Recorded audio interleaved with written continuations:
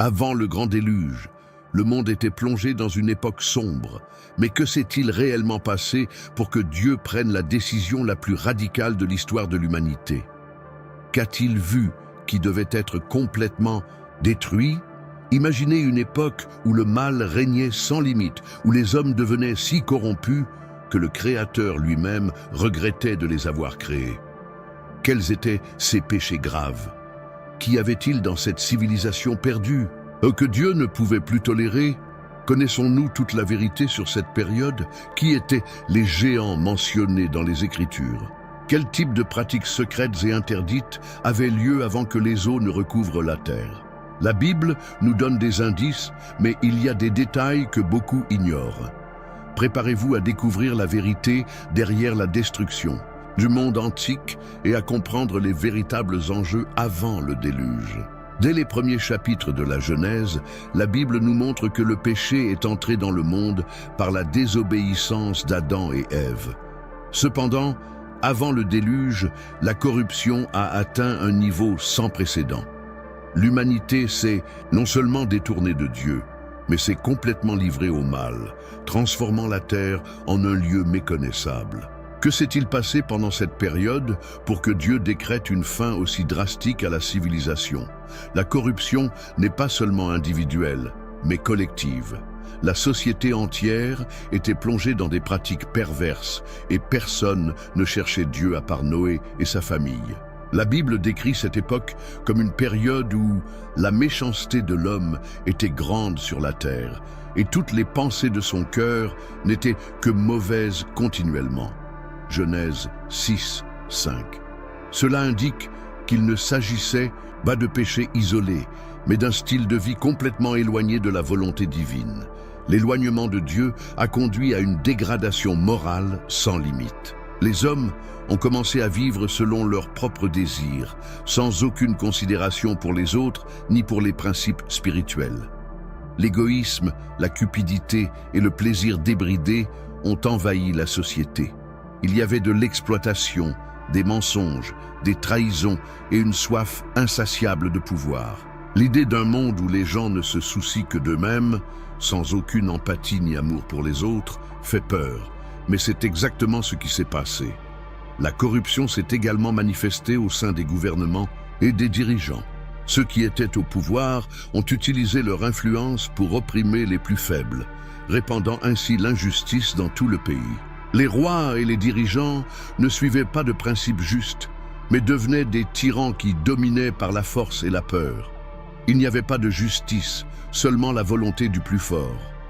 En outre, l'idolâtrie s'est développée à un rythme alarmant. Les hommes ont commencé à adorer de faux dieux, pratiquant des rituels comprenant des sacrifices humains et d'autres abominations. Le véritable culte de Dieu a été remplacé par des pratiques occultes et des alliances avec des forces spirituelles inconnues. Cela montre que la corruption n'était pas seulement matérielle ou politique, mais aussi spirituelle.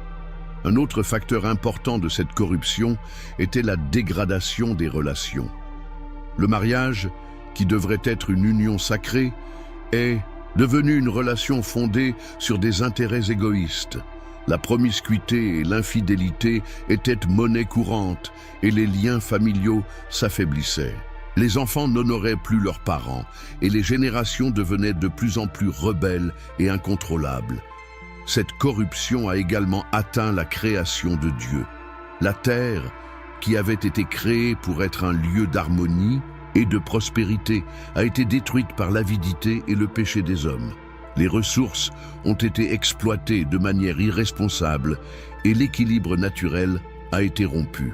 La violence entre les hommes s'est même étendue aux animaux et l'ordre de la création a commencé à s'effondrer.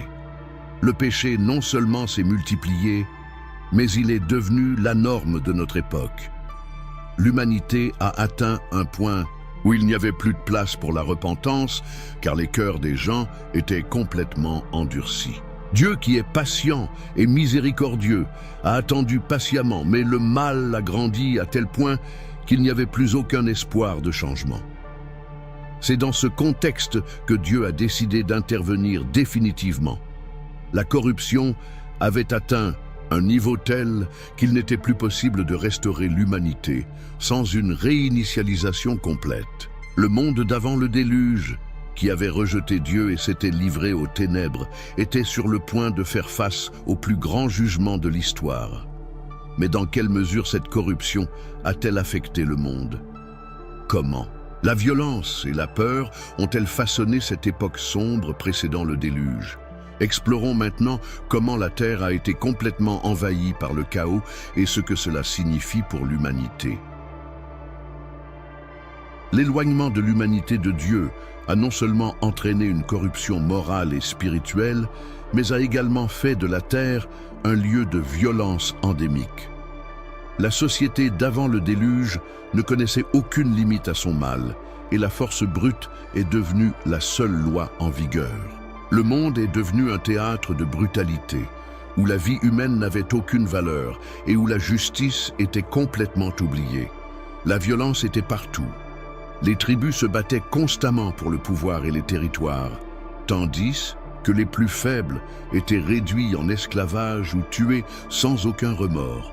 Les dirigeants, censés protéger le peuple, sont devenus des oppresseurs impitoyables, exploitant les plus pauvres et imposant leur volonté par la force. Il n'y avait ni pitié ni compassion, juste une quête insatiable de domination et de plaisir aux dépens des autres. Les rues des villes anciennes étaient dangereuses, pleines d'assassins, de voleurs et de groupes qui imposaient la terreur. La peur était inscrite dans les yeux des gens, car personne ne savait s'ils survivraient le lendemain. La culture de l'impunité règne et la justice n'existe pas. Les autorités étaient corrompues et bénéficiaient de la violence, permettant à l'anarchie de se propager. La Bible nous révèle que la terre était corrompue devant la face de Dieu et la terre était remplie de violence. Genèse 6, 11. Cela indique que le mal ne se limitait pas à une région ou à un groupe spécifique de personnes, mais dominait toute l'humanité. C'était une époque de chaos absolu, où le péché avait atteint son apogée. Les familles ont également été profondément touchées par cette culture violente. Le respect entre parents et enfants s'est perdu, et les liens familiaux se sont affaiblis. L'amour a cédé la place à la rivalité et à la trahison, et beaucoup ont vu leurs propres proches devenir leurs pires ennemis. Il y avait des abus, des abandons et des destructions au sein des maisons, reflétant l'état de décadence totale de la société. La Terre a également subi les conséquences de cette brutalité. L'équilibre de la création fut rompu et les hommes commencèrent à explorer les ressources naturelles sans se soucier de l'avenir.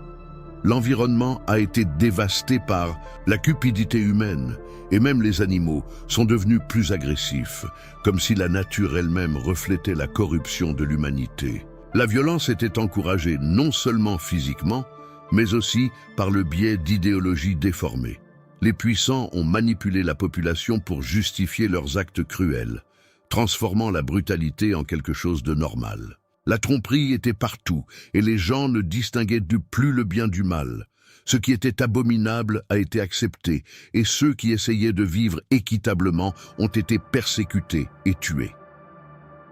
Face à ce scénario de destruction et de peur, Noah et sa famille faisaient exception. Ils essayaient de vivre dans la droiture, mais ils étaient considérés comme des étrangers par une société qui ne comprenait plus la bonté et l'obéissance à Dieu. Le monde était tellement plongé dans le mal que la simple existence de personnes justes était un affront envers les autres. La terre était pleine de sang innocent et l'appel à la justice montait jusqu'aux cieux. Mais combien de temps Dieu pourrait-il supporter de voir l'humanité se détruire? La réponse était sur le point d'être révélée. Comprenons maintenant qui étaient les mystérieux enfants de Dieu et les alliances interdites qui ont changé le destin de l'humanité. Parmi les mystères les plus intrigants de la période pré-déluge, l'un des plus controversés est l'identité des fils de Dieu mentionnés dans Genèse 6, 2. Qui étaient ces êtres qui ont pris pour eux les filles des hommes et ont donné naissance à une lignée qui défiait l'ordre naturel établi par Dieu? Que s'est-il réellement passé dans cette alliance interdite qui a contribué à la corruption totale de l'humanité? La Bible nous dit « Les fils de Dieu virent que les filles des hommes étaient belles, et ils prirent pour femmes parmi toutes celles qu'ils choisirent. Genèse 6, 2. Ce verset soulève de nombreuses interprétations. Certains érudits pensent que les fils de Dieu étaient des descendants de la lignée de Seth, qui se sont mêlés à la lignée impie de Caïn, ce qui a entraîné la dégradation morale et spirituelle de l'humanité. Cependant, une autre interprétation suggère que ces fils de Dieu étaient des anges déchus, qui descendaient sur terre et entretenaient des relations avec des femmes humaines, générant une progéniture hybride connue sous le nom de Néphilim, mentionnée au verset 4. Quelle que soit l'interprétation, ce qui est clair est que cette union était contraire à la volonté divine. Qu'il s'agisse d'un mélange de lignées spirituellement opposées ou d'interférences surnaturelles avec l'humanité, ces alliances interdites ont eu des conséquences dévastatrices. La société commença à vivre sous l'influence d'êtres puissants et pervers, qui encourageaient l'idolâtrie, la violence et la séparation complète d'avec Dieu. Les enfants de ces unions, s'ils étaient les Néphilim, étaient des êtres d'une force extraordinaire, qui devinrent des géants et des tyrans sur la terre. C'étaient des guerriers qui semaient la peur, utilisaient leur pouvoir pour soumettre les plus faibles et créaient une culture d'oppression. Les récits de civilisations anciennes parlent de personnages gigantesques et de héros mythiques qui pourraient être liés à cette histoire. Ce qui n'était autrefois que péché et corruption morale se manifeste désormais également physiquement, comme une menace pour l'équilibre de la création. Outre la question des enfants de Dieu, cette époque est marquée par une recherche effrénée de connaissances interdites. Beaucoup pensent que les anges déchus, si cette théorie est vraie, ont apporté avec eux des connaissances auxquelles l'humanité ne devrait pas avoir accès, comme les pratiques occultes, les rituels idolâtriques, la magie et même les progrès technologiques qui ont détourné les hommes de leur dépendance à l'égard de Dieu. Cela a encore renforcé la culture du péché et éloigné les gens du Créateur. Ces alliances interdites montraient à quel point l'humanité s'était éloignée des plans divins. Les mariages étaient fondés sur la convoitise et le pouvoir, plutôt que sur le dessein de Dieu pour la famille. La société est devenue de plus en plus dominée par des valeurs déformées, où la force brute et le plaisir débridé étaient célébrés, tandis que la justice et la droiture étaient ignorées. Ce fut l'un des facteurs qui accélérèrent le jugement divin. La terre était remplie de méchanceté et de violence, et l'influence des enfants de Dieu et de leurs descendants faisait du monde un endroit incontrôlable.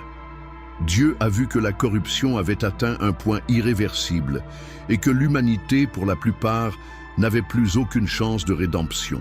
Comprenons maintenant qui étaient ces géants mentionnés dans la Bible et pourquoi leur présence représentait un danger caché pour l'avenir de l'humanité. L'émergence des géants est l'une des énigmes les plus inquiétantes de la période pré-déluge.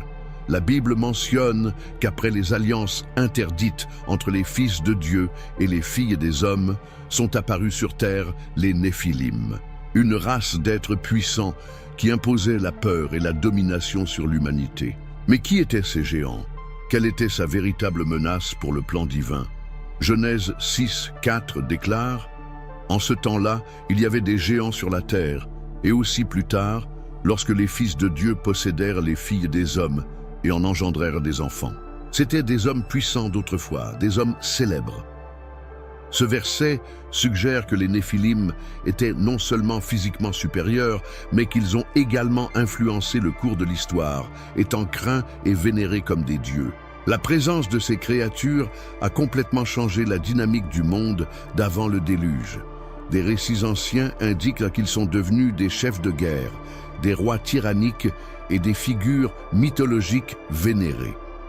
Dotés d'une force énorme et de capacités extraordinaires, ils ont soumis des civilisations entières, imposant leur volonté et corrompant davantage l'humanité. La menace des géants n'était pas seulement physique. Beaucoup pensent que ces êtres possédaient des connaissances cachées, transmises par des anges déchus, ce qui les rendait encore plus dangereux. Ils ont introduit des pratiques spirituellement destructrices, conduisant les gens à adorer de faux dieux et à se livrer à des rituels et à des sacrifices qui allaient à l'encontre de la volonté de Dieu. L'idolâtrie et la sorcellerie sont devenues courantes, éloignant encore davantage l'humanité de son Créateur. De plus, les Néphilim pourraient avoir représenté une tentative de corruption génétique de la lignée humaine. Si la mission de Dieu était d'apporter la rédemption à travers la pure progéniture de l'humanité, l'existence de ces êtres mixtes aurait pu menacer cet objectif. Cette corruption a peut-être été l'une des principales raisons pour lesquelles Dieu a décidé d'intervenir de manière drastique, éradiquant toute cette mauvaise influence à travers le déluge. Les géants se sont répandus à travers le pays et sont devenus la base de nombreuses légendes anciennes. Des histoires d'êtres colossaux apparaissent dans différentes cultures du monde, depuis les titans de la mythologie grecque jusqu'aux récits de guerriers surhumains dans les traditions mésopotamiennes. Ces mythes pourraient-ils être des échos de la réalité des Néphilim? Ce qui est clair, c'est que leur présence a rendu le monde encore plus dangereux et incontrôlable. Ils ne représentent pas seulement une menace physique, mais aussi une menace spirituelle, sociale et morale. Leur influence a corrompu les rois, détruit les maisons et alimenté le chaos. Face à ce scénario, l'humanité s'est retrouvée à un point de non-retour. Le danger caché des géants n'était pas seulement la destruction qu'ils provoquaient, mais aussi l'héritage du péché et de la rébellion contre Dieu qu'ils répandaient à travers le pays. Comprenons maintenant comment la décadence morale de la société d'avant le déluge a conduit l'humanité vers un abîme de non-retour. La corruption de l'humanité avant le déluge ne se limitait pas à la violence et au règne des géants. Le monde a plongé dans une décadence morale sans précédent, où les valeurs ont été complètement déformées. Tout ce que Dieu avait établi comme ordre et sainteté a été corrompu, et le péché est devenu la norme de la société. Le mariage, qui devrait être une alliance sacrée, a été réduit à un simple contrat d'intérêts égoïstes. La promiscuité et l'infidélité se sont généralisées et les relations ont perdu tout sens de l'engagement et du véritable amour. Les gens ne recherchaient qu'un plaisir immédiat, sans aucune considération pour l'impact de leur choix. L'idolâtrie dominait les villes. Les hommes ont cessé de reconnaître Dieu comme créateur et ont commencé à adorer de faux dieux, souvent des représentations de géants eux-mêmes ou d'entités spirituelles. De sombres rituels furent pratiqués et des pratiques détestables telles que les sacrifices humains et les immolations d'enfants devinrent courantes. Le culte du pouvoir et de l'occultisme a remplacé la vraie foi et les prêtres de ces faux dieux ont induit des multitudes dans la tromperie. La justice a été complètement pervertie. Ceux qui avaient de l'argent et du pouvoir manipulaient les lois pour leurs propres bénéfices, tandis que les pauvres et les sans défense étaient exploités sans pitié. Les tribunaux étaient corrompus et les dirigeants nouaient des alliances avec les plus cruels pour assurer leur propre position. La notion de bien et de mal a été effacée et ce qui était autrefois abominable est devenu célébré.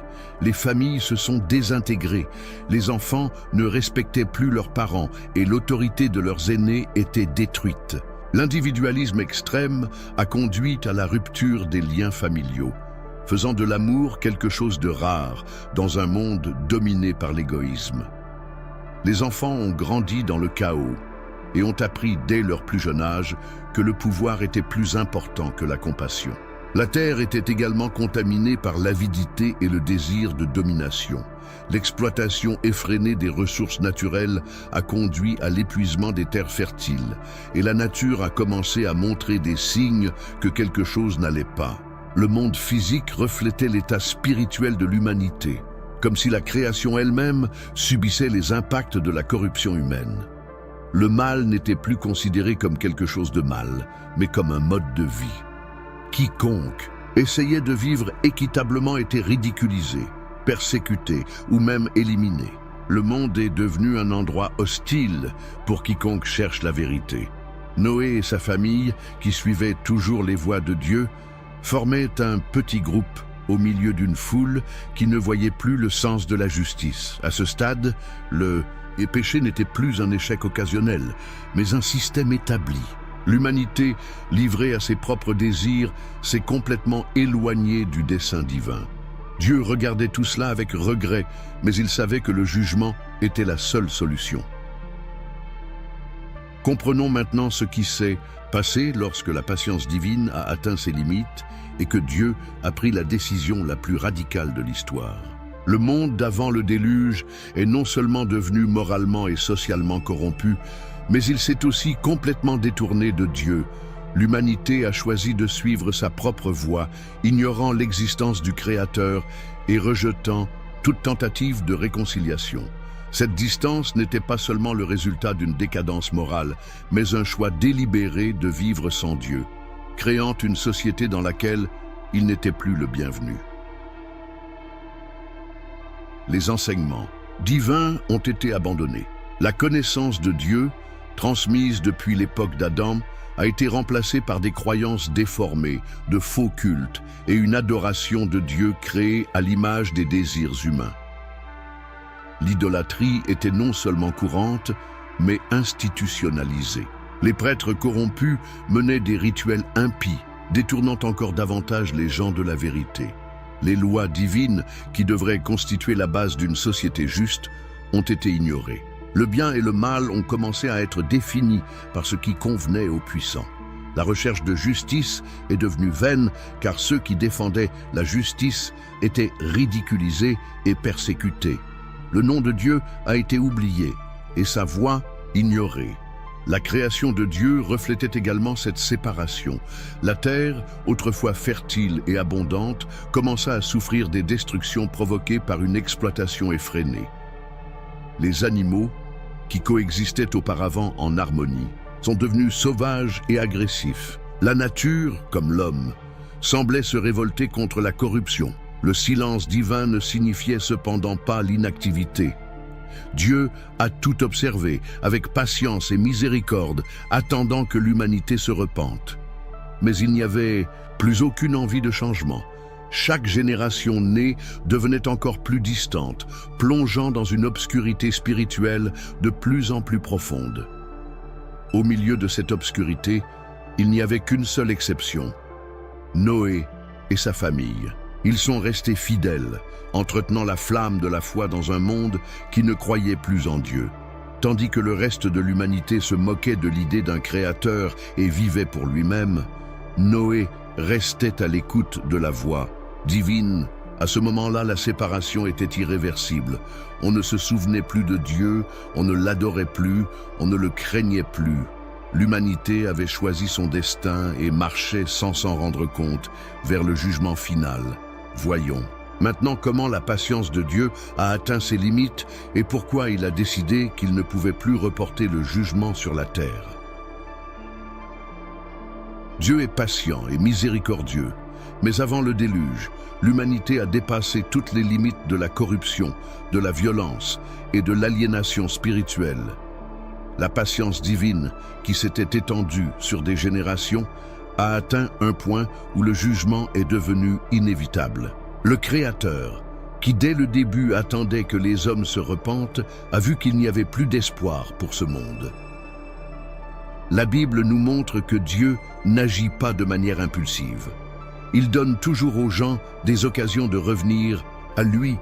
Noé a prêché la justice pendant des décennies, mettant en garde contre le danger du péché et du jugement à venir. Cependant, la réponse de l'humanité a été la moquerie et le mépris.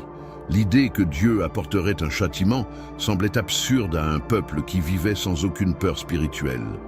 Le temps a passé et le mal n'a fait que croître. Dieu, dans son infinie patience, a retardé le jugement pendant des années, espérant qu'il y aurait un changement de cœur. Mais au lieu de se repentir, l'humanité est restée plongée dans la perversion et l'idolâtrie. Les jours passaient, comme d'habitude, et personne ne croyait que quoi que ce soit puisse changer. Le faux sentiment de sécurité a amené les gens à ignorer les signes d'une catastrophe imminente. La terre elle-même reflétait le poids du péché. La nature était déséquilibrée, les animaux étaient le plus agressifs, et les champs ne le produisaient plus comme avant. C'était comme si la création entière souffrait des effets du mal humain. L'harmonie qui existait en Éden avait complètement disparu et le monde était sur le point de s'effondrer. Noé, bien qu'il ait été la cible du mépris, a continué à obéir à Dieu. Il a construit l'arche selon les instructions divines, même s'il n'avait jamais vu de pluie auparavant. Pour l'humanité, c'était une affaire de rire. La construction d'un immense bateau loin de la mer semblait un projet inutile, et la folie de Noé était partout évoquée.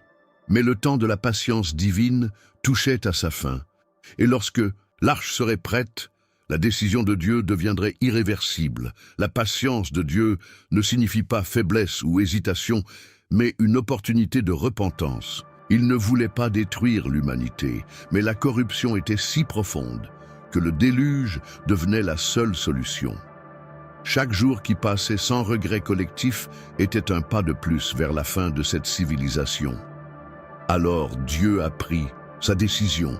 Il révéla à Noé que les temps étaient terminés et que le déluge viendrait purifier la terre. Des animaux ont commencé à s'approcher de l'arche, signe clair que quelque chose de surnaturel se produisait. Mais le monde reste néanmoins aveugle à la vérité.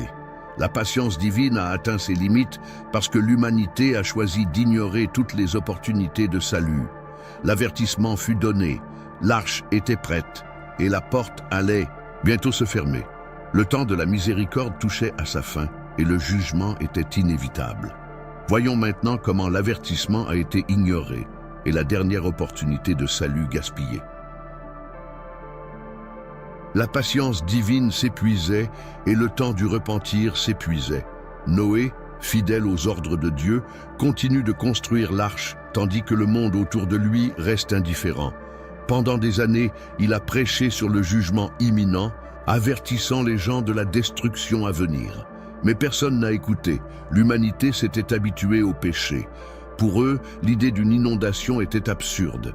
Ils n'avaient jamais vu de pluie auparavant, car la terre était arrosée par la vapeur qui s'élevait du sol, Genèse 2, 6. Comment pouvaient-ils croire qu'une inondation allait tout détruire?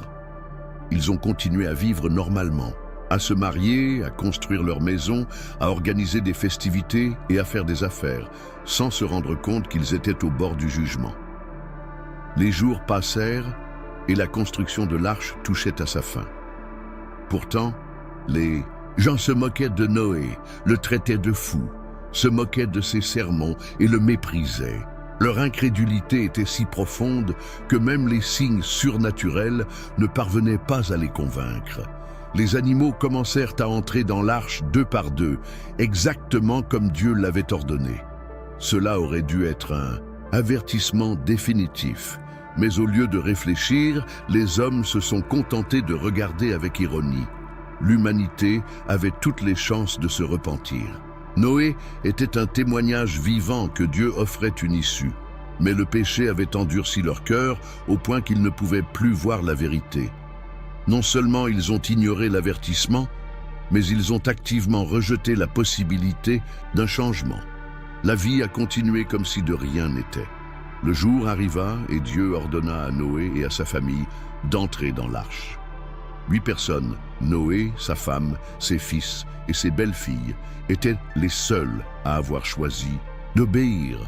Quand ils sont entrés, Dieu a fermé la porte. À ce moment-là, l'opportunité du salut était fermée. Le silence a pris le dessus. La terre resta sèche pendant encore 7 jours. Beaucoup ont peut-être regardé l'arche avec curiosité, espérant peut-être que quelque chose leur prouverait le contraire. Mais rien ne s'est produit immédiatement.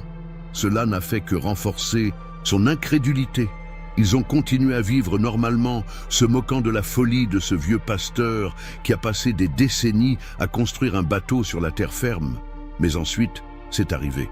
Des nuages commencèrent à se former dans le ciel. Des éclairs traversent l'obscurité. Pour la première fois dans l'histoire, des gouttes de pluie tombèrent du ciel. Ce qui semblait impossible devenait réalité sous ses yeux. Mais maintenant, il était trop tard.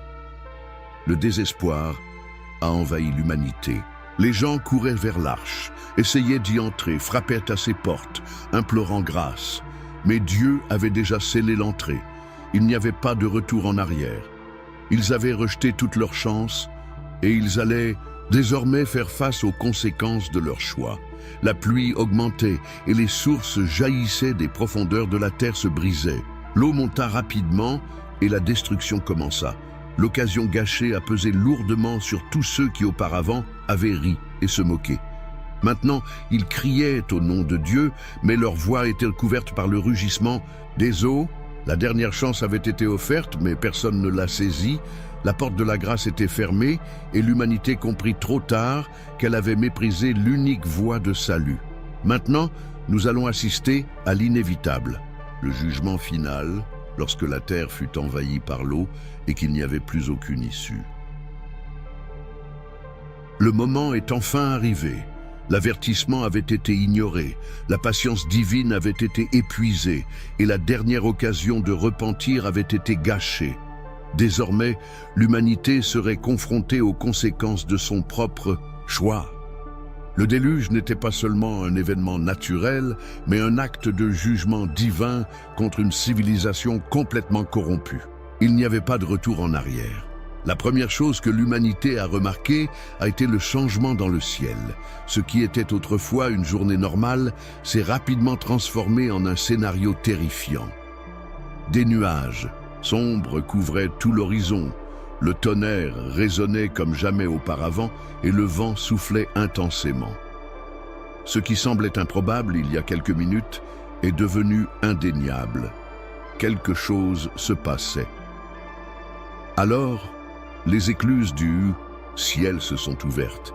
Pour la première fois dans l'histoire, la pluie commença à tomber sur la terre, non pas sous forme de douce rosée, mais sous forme de torrents incessants. Au même moment, les sources jaillissant des profondeurs de la terre se brisèrent. L'eau jaillit du sol avec force, jaillissant des fissures qui s'ouvrirent soudainement. Le monde qu'ils connaissaient s'effondrait sous leurs yeux. Le désespoir s'emparait des gens. Ceux qui se moquaient de Noé coururent vers l'arche en criant et en suppliant d'entrer. Ils frappèrent bruyamment aux portes, implorant pitié. Mais la porte avait déjà été scellée par Dieu. Il n'y avait plus moyen de l'ouvrir. Le temps du repentir était passé et il ne restait plus que le jugement. L'eau monta rapidement. Les rivières débordèrent. Les maisons furent détruites. Les temples et les statues de faux dieux furent emportés par les courants. Les gens couraient vers les hauteurs pour tenter d'échapper aux eaux. Ils escaladaient les collines, grimpaient aux arbres et s'accrochaient à tout ce qui pouvait flotter. Mais la force du déluge était écrasante. Le chaos était absolu. La peur sur les visages de l'humanité ne ressemblait à aucun autre sentiment qu'elle ait jamais ressenti. Maintenant, ils se rendaient compte qu'ils avaient rejeté leur seule chance de salut. Ils crièrent à Dieu, mais il était déjà trop tard. La destruction fut totale. À l'intérieur de l'arche, Noé et sa famille entendirent les cris et le rugissement des eaux. Il était impossible de ne pas ressentir la douleur de ce qui se passait. Mais ils savaient que Dieu avait donné à l'humanité suffisamment de temps pour se repentir. Maintenant, ils étaient en sécurité parce qu'ils faisaient confiance à sa parole. Les jours passèrent et la terre fut entièrement recouverte d'eau. Toutes les traces de cette civilisation ont été effacées.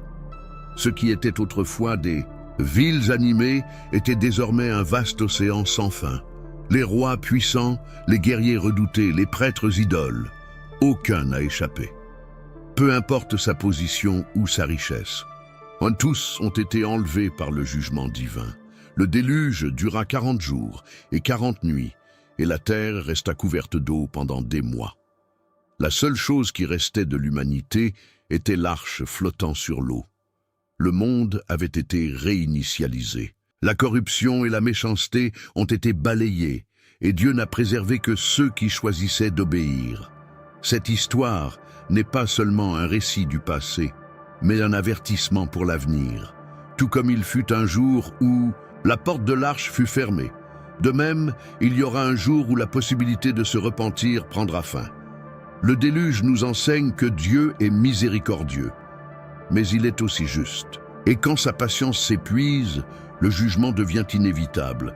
Maintenant réfléchissez. Si vous étiez à cette époque, où seriez-vous? Dans l'arche ou dehors? Mendiant quand il était trop tard? Merci beaucoup d'avoir regardé cette vidéo jusqu'à la fin. Maintenant, dites-moi, qu'avez-vous le plus appris de cette vidéo?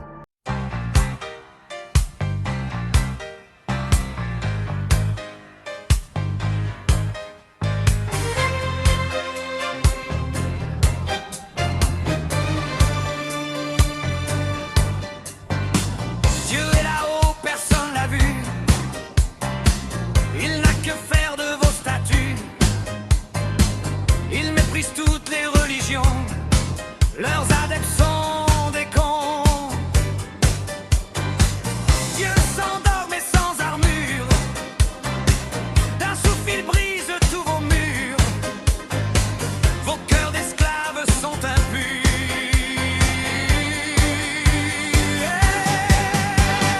Dieu est laïque et sans drapeau.